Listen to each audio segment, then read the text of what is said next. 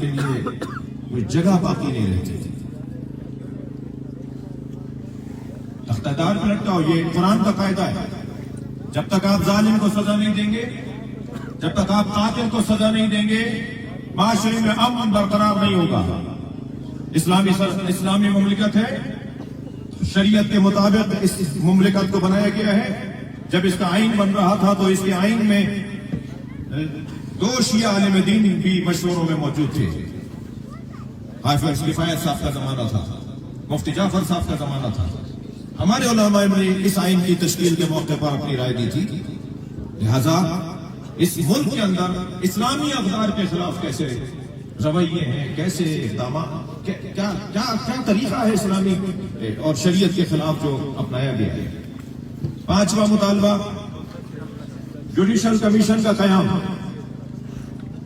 آپ محترم ہیں، آپ کوئی وعدہ کریں گے، آپ کوئی طے کر لیں گے، لیکن آپ کا نہیں معلوم کہ کل آپ کے ساتھ کیا ہو، آپ کہاں ہو کل.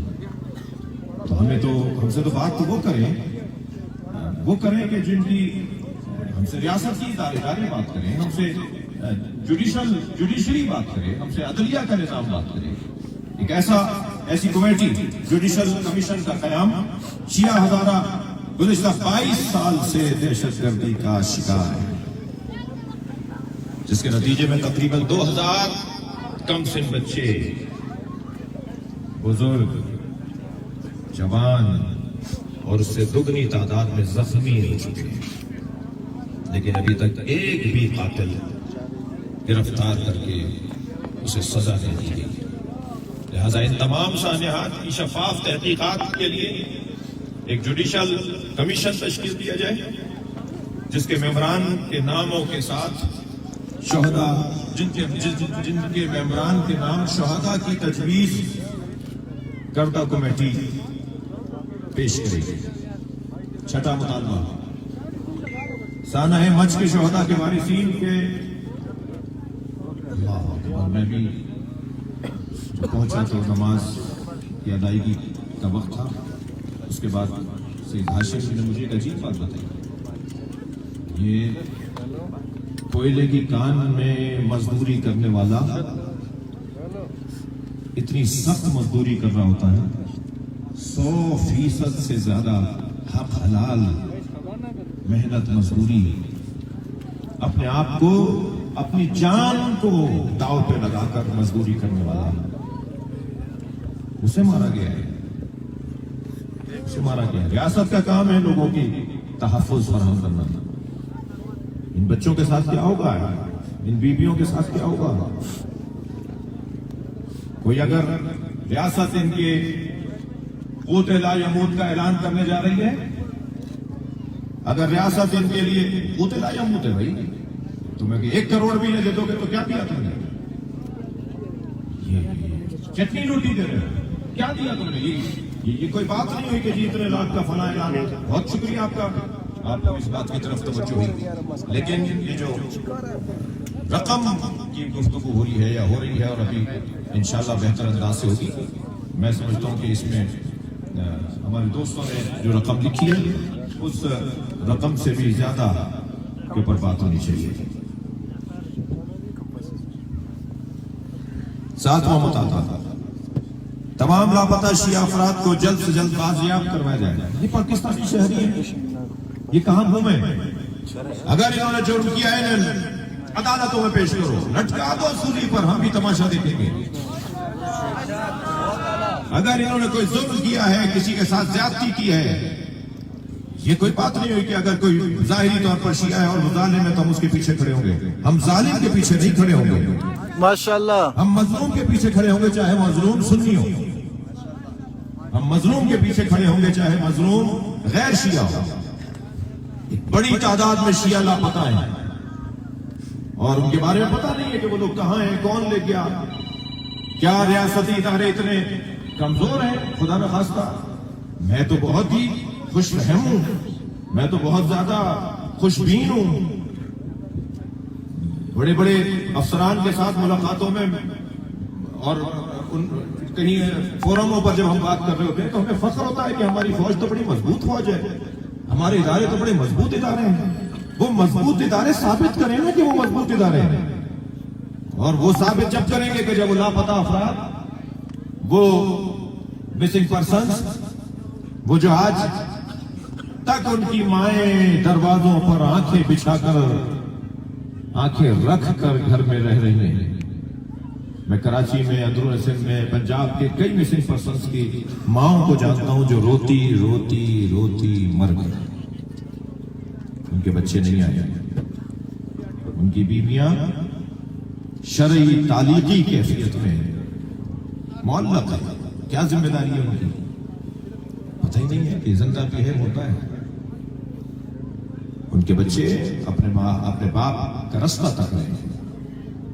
تمام لاپتہ اشیاء افراد کو جلد سے جلد بازیاب کیا جائے، اور ہم نے کہہ دیا کہ اگر ان سے کوئی ظلم یا ان سے کوئی جرم ہوا ہے تو انہیں عدالت میں لاؤ، انہیں پیش کرو، انہیں سزا دو جو پاکستان کی آئین اور عدالت کہتی ہے۔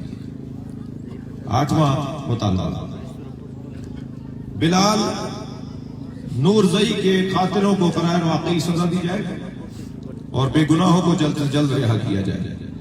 9واں مطالبہ، کوئٹہ، کراچی اور دیگر روٹس سمیت تمام مسافروں اور کول مائنز، یہ جو کوئلے کی کانوں میں کام کرنے والے مزدور ہیں، انہیں تحفظ فراہم کیا جائے، انہیں تحفظ فراہم کیا جائے۔ 10واں مطالبہ، ہزارہ قوم کی شناختی کارڈ، خواہ بلا وجہ ان کے شناختی کارڈوں کو روک لیا جاتا ہے، جی شناختی کے بلاک کر دیے جاتے ہیں۔ وہ شناختی کارڈ کے مسئلے میں الجھ کر معلوم ہے پاسپورٹ کے مسائل شروع ہو گئے، پھر وہ ووٹ ڈالنے کے مسائل شروع ہو گئے، پھر وہ اور جو اداروں میں پاس شناختی کارڈ کی ضرورت پیش آتی ہے اس کے مسائل شروع ہو گئے۔ کیوں زیادتی کر رہے ہو؟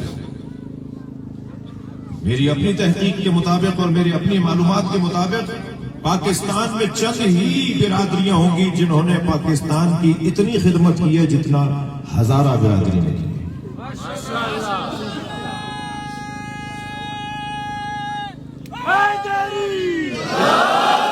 پاکستان کے ریاستی حفاظتی اداروں میں بڑے بڑے منصبوں پر فائز ہزارہ برادری، بڑی تعداد میں ڈاکٹر حضرات، انجینئر حضرات، سرحدوں پہ جان دینے والے افراد، اور تعلیمی دنیا میں امتحانات میں مقابلوں میں ٹاپ کرنے والے اور میڈل لینے والے افراد ہزارہ برادری سے۔ یہ پاکستان کا ٹیلنٹ ہے، یہ پاکستان کی قابلیت اور صلاحیت ہے۔ آسٹریلیا گیا میں آپ کی برادری کے ان جوانوں سے ملا جو یہاں سے گئے ان حالات کی وجہ سے۔ آپ یقین جانیے میں ایک سے یہ کہہ رہا تھا کہ تم پاکستان کا ٹیلنٹ کیا آسٹریلیا میں کیوں؟ میں نے زلفی بخاری صاحب سے کہا جب ہماری ان سے کچھ عرصے پہلے ملاقات ہوئی کہ ان کو واپس لے کر آؤ، یہ پاکستان کی قابلیت ملک چھوڑ کر چلی گئی ہے حالات کی وجہ سے۔ یہاں جب انہیں تحفظ نہیں ہوگا تو پاکستان کی قابلیت چلی جائے گی۔ پاکستان قتل ہوگا اگر کوئی ہزارہ قتل ہوگا، کوئی سندھی قتل ہوگا، کوئی پنجابی قتل ہوگا، کوئی پشتون پختون قتل ہوگا، کوئی بلوچ قتل ہوگا تو پاکستان قتل ہوگا۔ ہم ہر طرح کے ماورائے عدالت قتل کی مذمت کرتے ہیں۔ بلوچ برادری کے ساتھ بھی مذاکرات ہونے چاہیے اور ہو رہے ہیں۔ طالبان کے ساتھ بھی آپ نے مسئلہ سمجھی تو آپ مذاکرات کر رہے ہیں، لیکن کیا یہ برادری، یہ مظلوم، یہ انتہائی صابر لوگ، ان کا حق نہیں ہے کہ ان کو سنا جائے، ان سے بات کی جائے؟ ابھی مذاکرات کا عمل گزشتہ دنوں سے آپ کے ساتھ جاری ہے۔ اس وقت بھی کچھ ذمہ داران تشریف فرما ہیں۔ امید کرتا ہوں کہ مقامی اور حاضر اور بلوچستان کی اور خاص طور پہ کوئٹہ کی جو شخصیات اس وقت بھی اسٹیج پہ موجود ہیں وہ ان مطالبات کے پیش نظر کسی نتیجے پر پہنچیں گے، اور یہ بات یقین سے میں آپ کے ساتھ کہنا چاہوں گا کہ جو آپ کی آواز ہے وہی ہماری آواز ہے۔ ہم آپ کی آواز پر اور آپ کے مطالبات پر کھڑے ہیں اور توقع کرتے ہیں کہ آج رات تک کسی نتیجے تک ہم پہنچیں۔ اگر آج رات تک ہم کسی نتیجے پر نہیں پہنچے تو ہمیں پاکستان جام کرنا آتا ہے۔ لبیک یا حسین،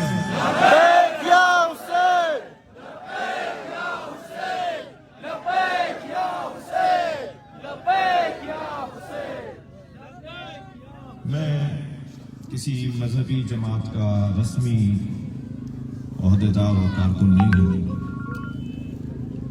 मैं एक ज़ाकिर हूँ, एक खतीब हूँ, और अपनी खिताबत पर भी मुझे कोई बहुत एतबार नहीं है, लेकिन एक रदना सा इमाम हुसैन का मसाइब खान हूँ। मैं चाहूँगा कुछ देर के लिए करबला चलूँ, अपने जहनों को कुछ देर के लिए करबला ले चलूँ, जहाँ एक लाशे पर एक बेटा आया है। अल्लाह किसी बेटे को बाप का ऐसा लाशा न दिखाए जैसा लाशा इमाम ज़ैनुल आबिदीन ने देखा है। जब बाबा का लाशा देख रहे थे तो सुनेंगे इमाम की पसलियां कमर से बाहर आ रही थी। इमाम ज़ैनुल आबिदीन से लाशा देखा नहीं जाता था। जनाब ज़ैनब ने देखा कि ज़ैनुल आबिदीन का हाल गैर होता जा रहा है। कहीं ऐसा ना हो कि सैयदुल सज्जाद सैयदुल साजिदीन ज़ैनुल आबिदीन की रूह परवाज कर जाए। अज़ादारों, अजीजों, अगर मैं अभी इस मिंबर से नीचे गिर जाऊं ना, तो उधर से वो जवान उठेगा, उधर से वो भाई उठेगा, मौलाना चोट तो नहीं लगी? क्या हुआ था जो आप गिर गए? करबला में या हुसैन घोड़े से गिरे या करबला में ज़ैनब सवारी से गिरी है। आगे बढ़कर कहा, ज़ैनुल आबिदीन ये तुम्हारा क्या हाल है? फरमाया, भूपी अम्मा 2 कदम आगे आइए और आके बाबा का लाशा देखिए। इन जनाजों के साथ बैठे हुए वारिसों से कहूंगा, तुमने अपने अजीज का कटा हुआ गला देखा है ना, हाथ बांध दिए थे ना, आंखों पे पट्टी बांध दी थी ना, और वो छोटी सी छुरी से काटा था ना गला, जिससे बहुत देर में गला कटता है। ऐसे हुआ ना? जरा करबला आ जाओ और इन लाशों को भी जरा करबला तसव्वुर में ले जाओ और पेश कर दो अपने इन शहीदों को इमाम हुसैन की खिदमत में। सुनेंगे, एक इब्न रबी नामी जालिम कहता है कि मैं जब हुसैन के बदन को लूटने के लिए पहुंचा तो मुझे पहुंचते हुए देर हो गई थी। अमामा कोई ले जा चुका था, नालैने कोई ले जा चुका था, हुसैन की तलवार कोई ले जा चुका था। सिर्फ हुसैन के बदन पर एक फटा हुआ कुर्ता था और उस कुर्ते को रोकने के लिए हुसैन ने कमर में पटका बांधा हुआ था। आयतुल्लाह नजरी मुनफरिद किस्सा करबला के अंदर इस रिवायत को लिखते हैं कि वो कहता है कि कुर्ते की तो मुझे लगा कि कोई कीमत नहीं मिलेगी, मगर उस पटके की कीमत मिल जाती। तो मैंने पटका खोलने के लिए हुसैन के बदन के बराबर में बैठकर हाथ बढ़ाया तो हुसैन का हाथ उठकर उस गिरह पर आ गया जो पटके पे बंधा हुआ था। मैंने मुकम्मल ताकत से हुसैन का हाथ उठाना चाहा तो हुसैन का हाथ हटता नहीं था। वो कहता है, मैंने खंजर निकाल के हुसैन का हाथ काट दिया। मैं रोने वालों से पूछूंगा कि ज़ैनब ने कैसे देखा होगा इस कैफियत में भाई के बदन को, इमाम सज्जाद ने कैसे देखा होगा इस कैफियत में अपने बाबा के बदन को। और सलाम हो उस बेटी पर जिसका सिन 4 साल का है। जब